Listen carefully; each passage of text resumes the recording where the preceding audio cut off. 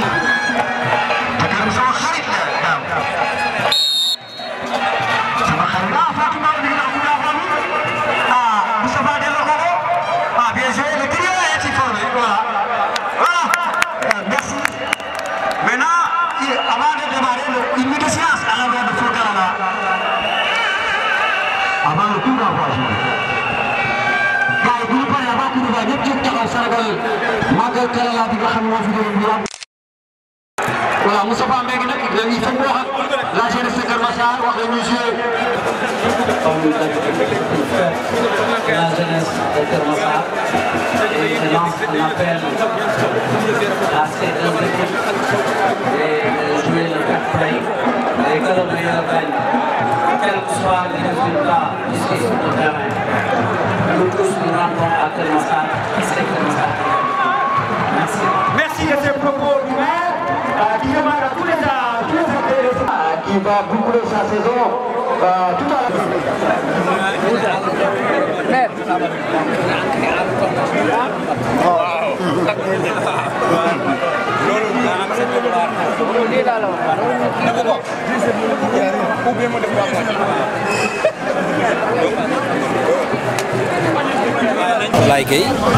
Et vous dire que c'est une fête de la jeunesse de Keur Massar, et quels que soient les résultats ici sur le terrain, c'est Keur Massar qui gagne parce que nous tous nous retournons de Keur Massar. Et je lance un appel aussi à l'État, parce qu'aujourd'hui nous sommes là à Mbao pour jouer une finale zonale de la commune de Keur Massar, dû à un manque d'infrastructures au niveau de notre commune, des infrastructures sportives dignes de ce nom. Malgré les efforts que nous avons faits en tant que maire pour avoir d'infrastructures dignes, jusqu'à présent, nous ne pouvons pas jouer dans notre stade municipal de Keur Massar. Certes, il y a des efforts que nous avons faits et nous avons fait des murs de clôture, nous avons fait des vestiaires, nous avons fait des toilettes, nous avons fait des grilles de protection, mais jusqu'à présent ça reste. Cette année nous avons lancé un appel d'offres pour construire des tribunes d'une longueur de 20 mètres sur 10 mètres. Et l'entreprise va bientôt démarrer. On a fait les appels d'offres et tout. L'entreprise qui a gagné va démarrer bientôt. Ça c'est pour 2019, mais nous approchons de 2020. Et en 2020, nous avons aussi un financement dans le paquet de 344 millions que nous allons essayer de voir qu'est-ce que nous allons encore faire sur ce terrain pour que la jeunesse de Keur Massar puisse jouer à Keur Massar. Mais tout ça, c'est des efforts de la commune, de la mairie, mais aussi nous lançons un appel à l'État parce que nous savons nettement que le sport, c'est une compétence transférée aux collectivités territoriales. Mais les moyens manquent aux communes. Construire un stade de 1 milliard ou 2 milliards, les maires n'ont pas ces moyens. Donc c'est l'État qui doit venir nous appuyer. Je lance un appel à mon ami, le ministre Matarba, qui avait même dit qu'il va nous accompagner. Maintenant, il est temps pour qu'il nous accompagne en 2020 avec les efforts que nous faisons. Je crois que 2020, nous puissions jouer notre finale dans la commune de Keur Massar. Mais monsieur le maire, le ministre des Sports Matarba avait dit que c'est bientôt le lancement des travaux. Mais qu'est-ce qui bloque jusqu'à présent le démarrage de ces travaux? Non, il n'y a pas de blocage parce que vous savez que l'année passée, nous étions dans des élections. Il avait fait ses promesses, mais avec les élections, la campagne électorale et tout, rien ne peut se faire. Mais je pense qu'il va respecter ses promesses et s'il le respecte, nous, avec le peu de moyens et ce qu'on essaie de faire, je pense que nous pouvons jouer à Keur Massar, Inch'Allah. Mais pensez-vous que le lieu que vous avez choisi pour un stade n'est pas un peu enclavé? Oui, le lieu est enclavé, mais on ne peut que se contenter de ce que l'on a actuellement. Mais faire un plaidoyer, vous m'avez entendu chaque fois, faire des plaidoyers. Et le maître de cérémonie l'a dit tout de suite, M. Fall. Keur Massar, si on veut avoir une stade digne de ce nom, il faut forcément déclasser une partie de la forêt classée. Même si nous voulons avoir une gare routière digne de ce nom, il faut forcément déclasser la forêt classée. Parce qu'on n'a plus d'espace où on peut faire ces infrastructures-là. Et Keur Massar est une grande commune, une commune qui tend vers un département. Mais pour avoir un département aussi, il faut des infrastructures dignes de ce nom. C'est ces infrastructures-là qui seront les mesures d'accompagnement qui permettront demain d'avoir un département viable. Et je pense que si l'État veut ériger Keur Massar en département, l'État est tenu de faire ces infrastructures dignes pour que Keur Massar soit demain un département viable. Pouvez-vous revenir un peu sur les subventions des ASIC? Oui, les subventions, nous avons subventionné comme on a l'habitude de le faire. Comme on a 2 2 zones, c'est un peu difficile. 2 zones avec 26 ASC. Mais nous avons subventionné les zones. Chaque zone, nous l'avons donné 1 million de francs. Plus des jeux de maillot, des jeux de blouson, des ballons et l'accompagnement financier pour les ASC. Parce que nous allons subventionner chaque ASC, les 26 ASC, d'un montant de 200 000 francs. Mais nous allons organiser un dîner de gala pour donner cette subvention. Mais les équipes qui jouent aujourd'hui leur finale, on va les subventionner parce que après cette finale, ils vont partir jouer les départementales. Donc on va subventionner ces ASC aux finalistes qui vont jouer aujourd'hui. Donc ko ci wolof rek nga ñëw en tant que parrain ci bés bi.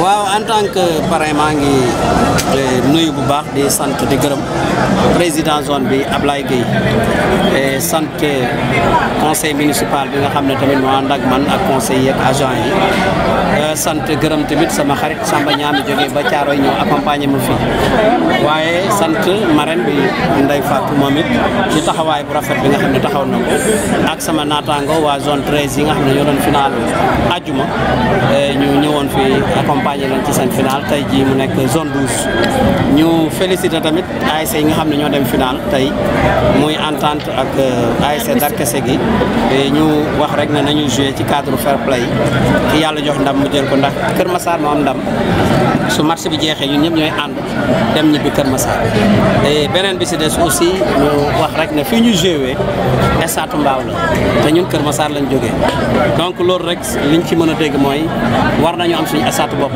donte ñun bi ñu toogee léegi ñu ngi def ay effort ndax terrain bi wax dëgg yàlla miiré nañ ko miir bu baax defar ko ay buntu yu baax defar fa ay vestiaire defar fa ay toilettes defar grille de protection mais léegi jamono bi fi mu toll nit ñi di football ci suuf ak di ñëw di stade pour football te amoo foo toog dafay xaw a doy waar looloo tax mairie bi lan ci PACASEN bi on avait 252 millions ñu lancé nañ appel d'offre ba entreprise bi gagné na ba léegi mu démarré pour defar benn tribune bu si benn côté bi sur 20 mètres de longueur ak 10 mètres de largeur. PACASEN bi aussi 2020 bi amaat nañ ci 344 millions bëgg nañ xoolaat ak les zones waxtaan ak ñoom seet lan lañ war a defaat ci terrain bi loolu yëpp pour que terrain bi praticable pour que jeunesse bi mën a rester foofu jëf mais nag aussi il faut ministre dugal ci loxoom sama xarit Matar Ba waxoon na ko ne dinañu jàppale ba def promesse mais comme boobu ba léegi defagu ko comme ni nga ko waxee sànq et élection yi dafa jub si ak yooyu moo taxoon defu ko ba élection yi ñëw ba jàll mais comme élection yi jàll na je pense que léegi Matar Ba dana si jàpp pour que 2020 ñu mën a joué wee à Kër Massar bañ a ñëw Mbao mais comme ni ñu wax stade boobu enclavé wu na waaye nit ki li nga am rek nga mën a jàpp amuñu leneen amuñu beneen espace Kër Massar boo xam ne mën nañ ko def stade tey mais forêt classée bi moo fi nekk moom la gars yi di wax ne buñ ko déclassé woon ñu am fa stade digne de ce nom ñaan nañ ko laaj nañ ko yuuxu nañ ko wax nañ ko fi ñu ko war a waxee mais dama xam ne rek état su gisee Kër Massar ni muy màggee ak démographie bi nu mu galopante su bëggee ëllëg def Kër Massar département dana ko defar ay mesures d'accompagnement te mesures d'accompagnement yi du dara lu ay infrastructures yu digne yoo xam ne département bi du génn di dem ci beneen département di wuti ay infrastructures te su boobaa yaakaar naa loolu dina ko def te loolu tamit mooy permettre Kër Massar bu nekkee département mu mën a am recette yoo xam ne dina ko doy pour mu mën ko dundee donc loolu mooy plaidoyer bi nga xam ne chaque fois maa ngi koy def auprès de l'État yaakaar naa ne président mi ngi may dégg Matar Ba sama xarit mi ngi may dégg yàlla baax na ñu ngi sant ñëpp nag di gërëm ñëpp. ñëwaatal ci subvention subvention yi nag moom comme niñ ko waxee vraiment maa ngi ci profité sax gërëm sama benn xarit Alassane Diallo jàppale na ma si ay jeux de maillot ay ballon ak xaalis lépp waaye comme ñun niñ ko daan defee chaque année zone bu nekk jox nañ ko 1 million jox nañu ASC yi jeu de blouson jeu de maillot ballon même dinañ leen accompagner financièrement mooy subvention yi ñu leen war a jox chaque at muy 200 000 pour chaque ASC tous les ASC yi nekk Kër Massar yëpp muy 26 yëpp danañ leen jox mais nag xam nga suñu subvention yamul foofu am nañ ñaari club yu football championnat dañ leen ciy boole chaque jour vétéran Kër Massar dañ leen ciy boole ñëpp la ñuy subventionné suñ ne sport rek moom jeexal na du football kese ak ñeneen dañ ci bokk donc loolu daal lañu fas yéene def pour que la fête soit belle merci. Merci.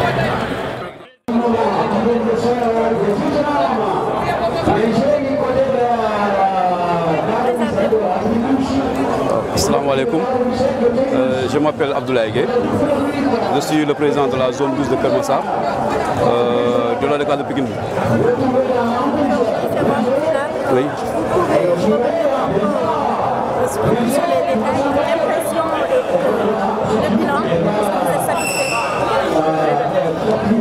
Bon, alhamdoulilah, on remercie le bon Dieu. On remercie aussi l'honorable député maire, Moussa Mbeng, qui n'a ménagé aucun effort pour la réussite de cet événement. Bon, bien vrai qu'on joue à très loin de Keur Massar, mais vous avez vu la mobilisation des supporters, des populations de Keur Massar.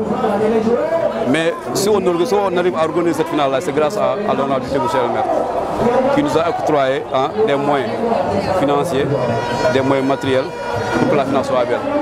Ça a été un peu difficile quand même parce que vraiment, il fut au moment où on n'a pas pu terminer notre championnat ici. On l'a terminé à Pikine parce que bon, il y avait un problème ici dans les stades. Mais bon, nous lançons un appel aux autorités étatiques pour vraiment venir en aide le maire Moussa Mbeng pour qu'on construise un stade municipal digne de son nom à Keur Massar. Bon, maintenant, je lance aussi un appel à toute la population de Keur Massar d'accompagner le maire. Parce que le maire lui seul ne peut pas tout faire. Il faut qu'on accompagne le maire dans cette bataille-là pour que Keur Massar ait un stade municipal. Vous avez vu toute cette population-là. Il y a des jeunes, il y a des très jeunes qui sont là. Des enfants de 5 ans, des enfants de 6 ans qui quittent Keur Massar jusqu'en bas pour vraiment regarder, supporter les ASC. Si nous avons un stade à Keur Massar, je crois que ça sera le mieux. Maintenant, qu'est-ce qu'on doit faire? C'est la population de Keur Massar qui doit se lever et accompagner son honorable député. Il fait tout, il fait tout pour Keur Massar. Mais il faut qu'on l'accompagne dans ce combat-là. Il faut que le ministre Matar Ba nous entende, parce qu'il nous avait promis un stade. Donc, vraiment, on lance appel aussi au ministre pour qu'il vienne vraiment. Cette promesse-là, jusqu'à présent, on l'attend quand même. Bon, je suis Abdoulaye Gueye, je suis président de la zone de Keur Massar. Bon, je suis remercier l'honorable député monsieur le maire, Moussa Mbeng. Tay sunu amee lii moom moo tax na am lii tey su bu nekkuloon su defoon lii tey duñ organiser dara moo ñu jox xaalis moo ñu jox moyen moo ñu jox 1 million jox na ay moyens jox na matériel jox na ay coupe jox na ay maillot jox na ay blouson pour le organiser. Maintenant soo gisee soo xool lu mel nii ñu organiser ko fii xale yi ñëw soo xoolee supporter yi supporter yi fi nekk ay xale lañu. ay xale yoo xam ne 5 ans la ba 10 ans ba 15 ans jógee Keur Massar ba fii ndax lan amul stade boobu. Maintenant ñun nan ànd ak monsieur le maire jàppale ko si combat boobu moom mu ngi koy yàgg xeex pour vraiment am stade municipal à Keur Massar. Donc monsieur Matar Mbeng Matar Ba nous avait promis un stade à Keur Massar. Donc ñoo ngi koy xaar ba léegi.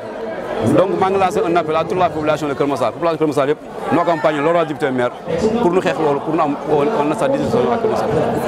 maa ngi leen remercier.